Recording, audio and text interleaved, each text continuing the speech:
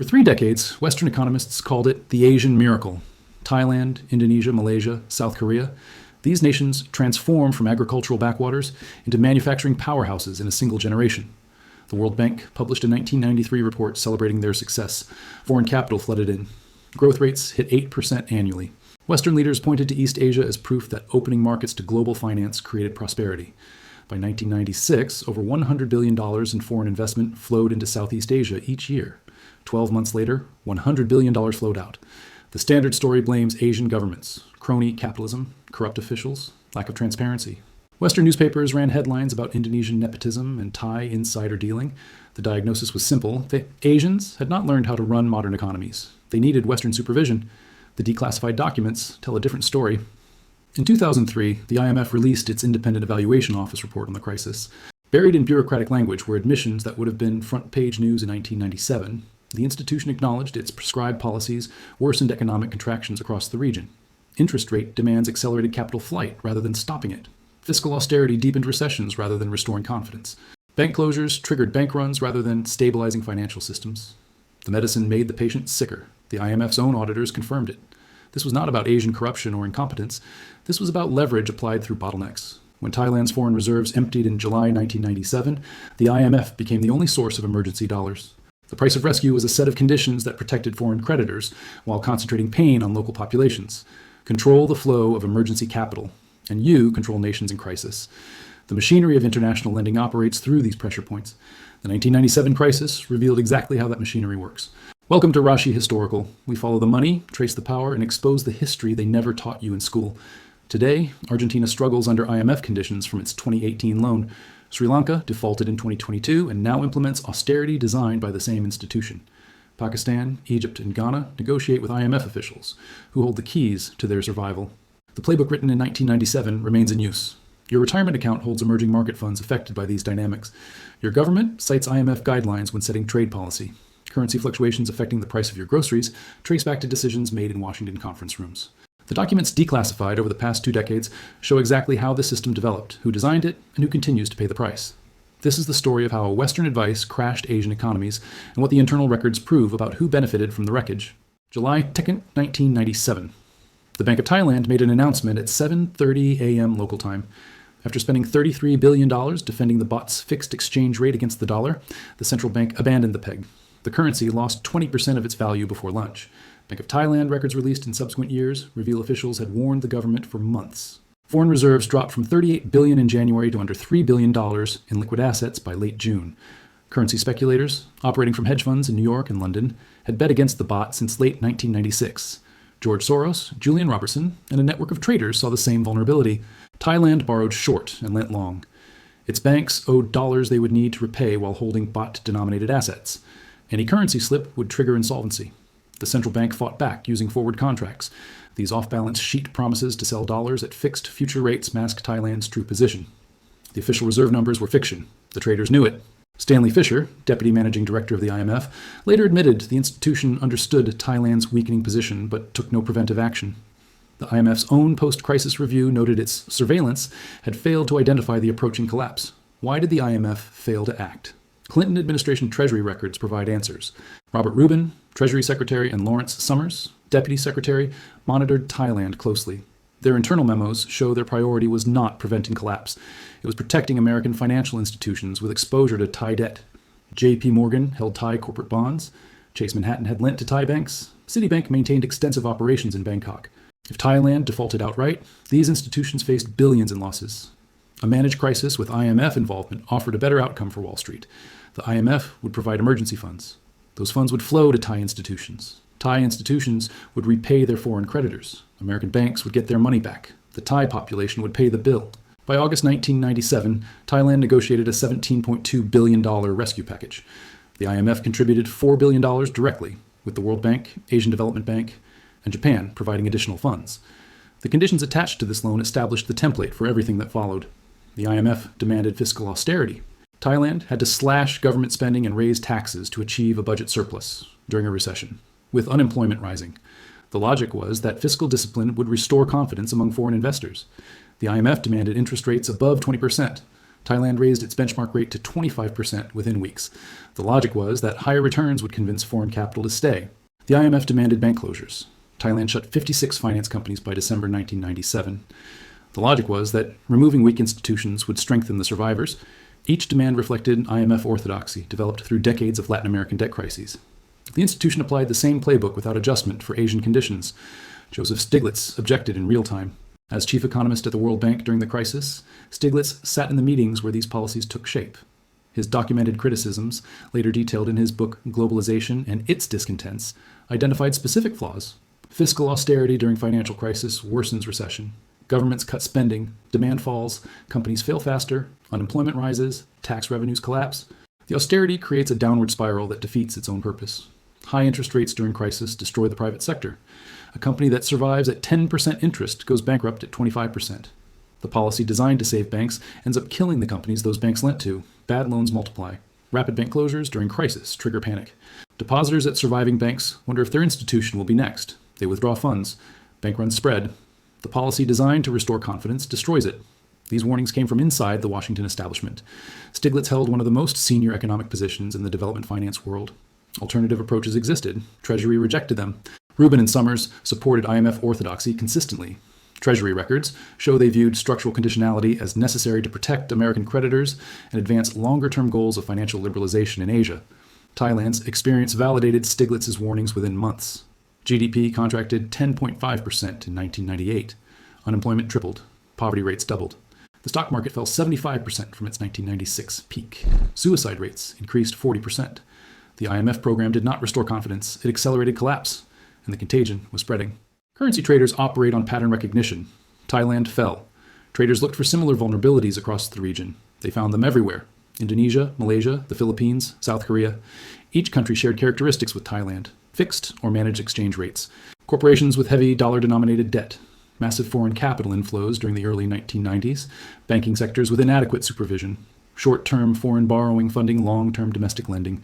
The attack came in waves. Indonesia's rupiah came under pressure in August. Bank Indonesia initially defended the currency, then widened the trading band, then abandoned defense entirely. By October, the rupiah had lost 40% of its value against the dollar. Malaysia's ringgit fell 35% between July and October. Prime Minister Mahathir Mohamad accused George Soros and foreign speculators of deliberately destroying Asian economies. He called Soros a moron in international press conferences. Western commentators mocked Mahathir as a conspiracy theorist unable to accept responsibility for his own failures.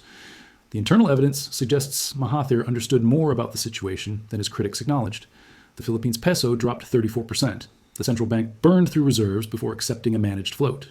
South Korea's won held stable through summer and early fall. Korea was different, analysts argued. Korea was an industrial giant. Korea manufactured ships, cars, steel, semiconductors. Korea had massive conglomerates called chaebols with global recognition. Korea was too big and too sophisticated to fall. Korea fell in November. The won collapsed 50% in 6 weeks. Foreign reserves dropped from $30 billion to under $10 billion available. Korean banks had borrowed heavily in short-term dollar instruments and lent long-term to the chaebols. When foreign creditors refused to roll over loans at maturity, the entire banking system faced immediate illiquidity. By December 1997, Korea negotiated a $57 billion IMF package, the largest in the institution's history to that point. Between July and December 1997, approximately $100 billion in private capital fled the 5 most affected Asian economies. This represented one of the largest and fastest capital reversals in financial history. Money that had spent years flowing in reverse direction in weeks. The flow of money determines the flow of power. When capital fled Asia, it went somewhere. It went primarily to the United States, where Treasury bonds offered safety and the dollar offered stability. This capital flight strengthened the American financial position during Asian collapse. Treasury yields fell, lowering borrowing costs for the U.S. government. The dollar rose, increasing American purchasing power abroad. American consumers benefited from cheaper Asian imports. The architecture of global finance concentrated benefits at the center while distributing costs to the periphery. Internal IMF documents from this period show officials understood contagion risk. The institution's surveillance reports warned about vulnerabilities in Korea and Indonesia before those crises reached acute stages. The information existed. The response remained reactive. Critics accused the IMF of waiting for crises to develop because crises created leverage. A country in crisis had no bargaining power. It had to accept whatever conditions the IMF demanded. This interpretation gained support from declassified Treasury records. Summers wrote in internal memos about using the crisis to achieve financial liberalization goals that Asian governments had resisted for years. The conditions attached to IMF loans included requirements to open capital accounts, allow foreign ownership of banks and corporations, and reduce restrictions on short-term capital flows. These requirements had no connection to resolving immediate currency crises. They represented long-term policy goals that the U.S. government and Wall Street had pursued through trade negotiations throughout the 1990s. The Asians had resisted. The crisis created new leverage. Thailand had restricted foreign ownership of domestic banks. The IMF program required removing those restrictions. Korea had protected its chaebols from foreign acquisition. The IMF program required opening them to foreign investment. Indonesia had maintained capital controls, limiting hot money flows. The IMF program required eliminating them. Each condition served the interests of international creditors and the governments representing them. The conditions transformed crisis response into structural extraction. Indonesia provides the clearest evidence of how IMF conditions worsened outcomes. By October 1997, Indonesia negotiated a $43 billion rescue package. President Suharto, who had ruled for 32 years, personally met with IMF Managing Director Michel Kemdesis to finalize terms. Photographs of that meeting show Kemdesis standing with arms crossed, watching Suharto sign the agreement. The image became iconic across Asia. It looked like surrender. The conditions required closure of 16 banks, tight monetary policy, and fiscal surplus targets. The bank closures triggered immediate panic. Depositors at other Indonesian banks wondered if their institution would be next. They withdrew funds and converted rupiah to dollars. This accelerated currency depreciation and capital flight. Bank Indonesia records document what happened. In the weeks following the closures, Indonesian banks lost 15% of total deposits. The policy designed to restore confidence achieved the opposite. Runs spread to banks that had been solvent before the panic began. The IMF demanded the closures happen quickly and publicly to demonstrate commitment to reform. This public nature amplified the panic. A quiet restructuring might have preserved stability. The demanded spectacle destroyed it. Interest rates rose to 65% by August 1998. At these rates, no normal business operation made sense. A company earning 15% return on capital faced 65% financing costs. The math was impossible. Businesses that had operated profitably for decades went bankrupt because debt service exceeded total revenue. Corporate failures multiplied, unemployment exploded, workers lost jobs, consumers stopped spending, demand collapsed, more businesses failed. The downward spiral accelerated. Indonesia's GDP contracted 13.1% in 1998. To understand this number, consider that the United States GDP fell 2.5% during the Great Recession of 2008-2009, and Americans experienced that as a major economic crisis. Indonesia's contraction was 5 times larger. Poverty doubled from 11% to 24% of the population. An estimated 20 million Indonesians fell below the poverty line in a single year. School enrollment dropped as families could not afford fees. Malnutrition increased in rural areas. The political system collapsed. Riots erupted in Jakarta in May 1998. Ethnic Chinese Indonesians faced targeted violence. Over 1,000 people died in the unrest. Suharto resigned. His vice president took over. Elections followed. The 2003 IMF Independent Evaluation Office report examined Indonesia specifically. The institution's auditors found that fiscal policy was too tight. They found structural conditionality was too broad. They found the bank closure strategy was poorly designed and badly implemented. These findings came 6 years after Indonesians experienced the consequences. They came too late to help the 20 million people pushed into poverty. Korea experienced similar patterns with different details. The Korean program required restructuring of the chaebol system, opening of capital markets to foreign investment, and labor market reforms, making layoffs easier. Interest rates reached 30%. The labor reform deserves particular attention. Korean workers had enjoyed strong job protections. Companies maintained lifetime employment expectations. The IMF demanded flexibility, meaning companies needed the ability to fire workers at will. This reform had nothing to do with currency stabilization. It reflected a long-standing American complaint about Korean labor markets. U.S. corporations competing with Korean manufacturers resented Korean labor protections. The crisis provided the leverage to remove them. Korean unemployment rose from 2.6% in late 1997 to 8.6% by early 1999. For a society built on employment stability, this represented social catastrophe. Suicide rates increased, family structures strained. The social contract that had defined post-war Korean development shattered. Daewoo, one of the largest chaebols, eventually collapsed with $80 billion in liabilities. Hyundai, Samsung, and LG sold divisions to foreign buyers. American private equity firms acquired distressed assets at crisis prices. Lone Star funds bought Korea Exchange Bank, extracted profits for years, and later faced fraud charges from Korean prosecutors. The infrastructure of the Korean economy remained intact. The factories still stood. The workers still had skills. The supply chains still functioned. What changed was ownership and control. Foreign investors who purchased Korean assets during the crisis earned extraordinary returns. Korean workers who lost jobs during the crisis earned nothing. Treasury Department records show American officials viewed these ownership changes as positive outcomes. Summers and his team had argued for years that Asian economies needed more foreign investment and participation. Negotiations had failed. The crisis achieved through emergency conditions what diplomacy could not accomplish. Stanley Fischer, in later interviews, acknowledged the IMF had been too rigid. He admitted conditions were too uniform across different countries. He conceded the institution had demanded reforms unrelated to crisis resolution. These admissions confirmed what critics had argued during the crisis itself. The IMF used its position as gatekeeper of emergency capital to impose conditions serving creditor interests rather than debtor populations. Malaysia chose a different path. The consequences proved instructive. Prime Minister Mahathir refused IMF assistance.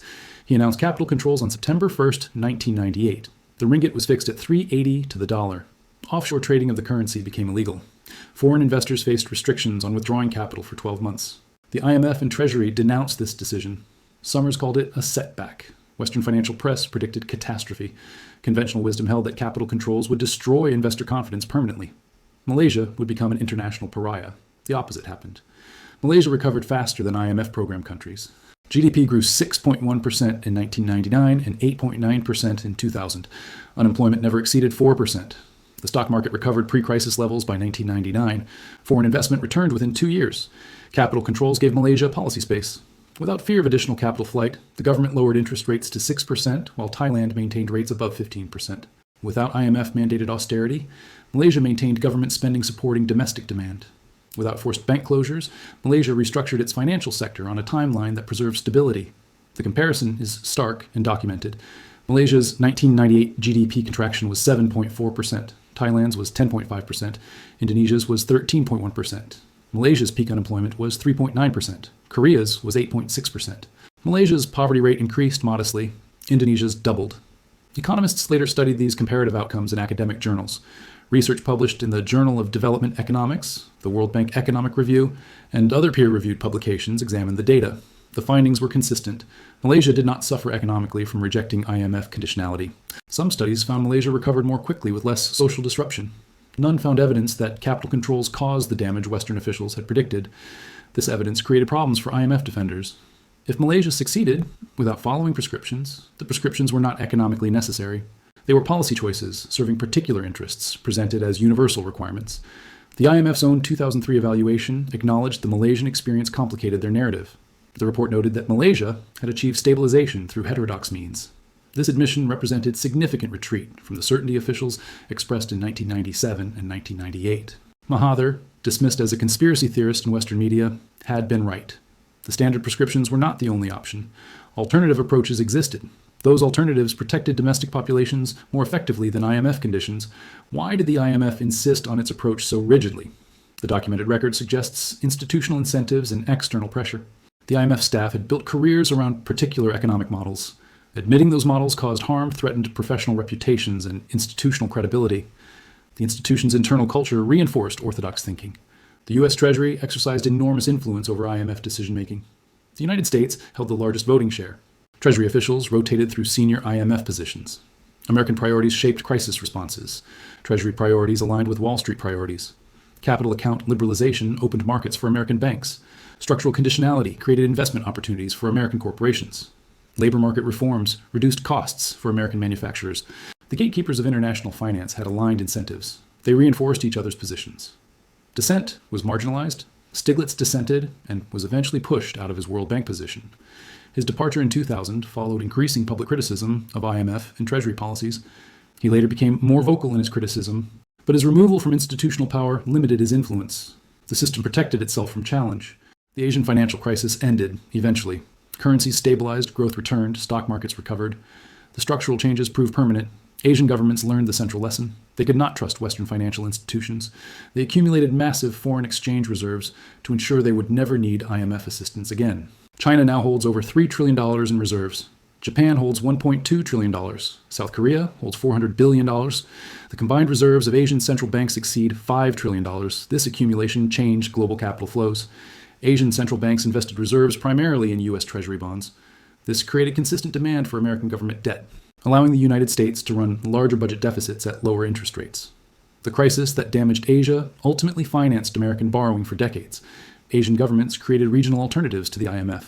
The Chiang Mai Initiative, established in 2000, created currency swap arrangements among Asian central banks. Countries facing pressure could access emergency funds from neighbors without IMF involvement. This institutional innovation reflected deep mistrust. Officials who lived through 1997 remembered the conditions imposed during their vulnerability. They built systems designed to prevent that vulnerability from recurring. The IMF also changed. Slowly, incompletely. The 2003 evaluation led to internal reforms. The institution acknowledged that uniform conditionality had failed. It recognized that fiscal austerity during demand contractions worsened outcomes. It admitted that structural conditions unrelated to crisis resolution exceeded its proper mandate. The response to the 2008 global financial crisis showed more flexibility. Programs for Iceland, Latvia, and other affected countries included more realistic targets and fewer structural demands, but the fundamental architecture remains. Argentina borrowed $57 billion from the IMF in 2018, the largest loan in the institution's history. The program required fiscal austerity, reduced subsidies, and monetary tightening. Argentina's economy contracted in 2018 and 2019. Inflation exceeded 50%. Poverty rose from 25% to 40% of the population. The government that signed the agreement lost the next election in a landslide. The succeeding government renegotiated terms. The IMF relaxed conditions. But Argentina remains trapped in a debt cycle that began with that 2018 program. Sri Lanka defaulted in April 2022. The country ran out of dollars to pay for fuel and medicine. Lines formed at gas stations. Hospitals canceled surgeries.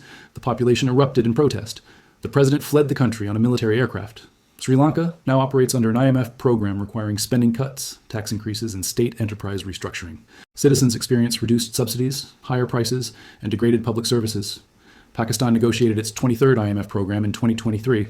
23 times the country has borrowed from the institution. 23 times it has implemented conditions. Pakistan remains in crisis. The pattern persists because the structure persists. The United States maintains its voting share and veto power at the IMF. Treasury officials continue rotating through senior positions.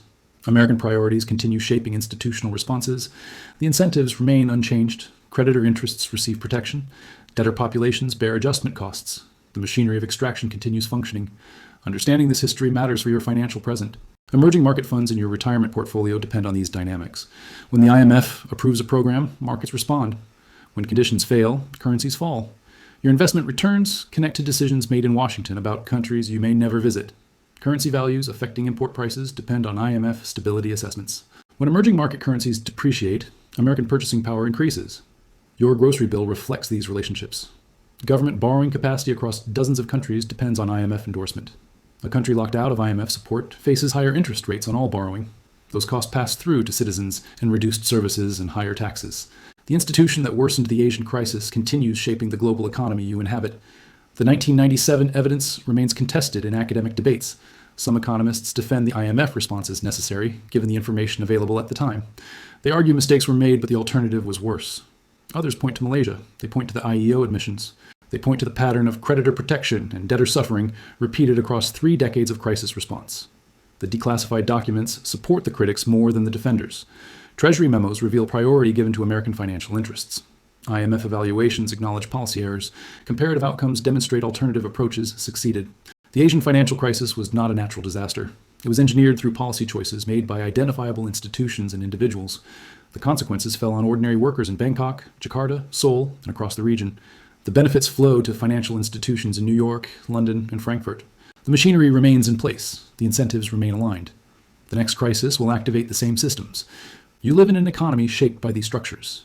Your savings, your job security, your government's policy options exist within boundaries set by international financial institutions and the interests they serve. The history they never taught you in school explains why those boundaries exist and who placed them there. The money trail leads from Bangkok in 1997 to your wallet today. Now you know where to look.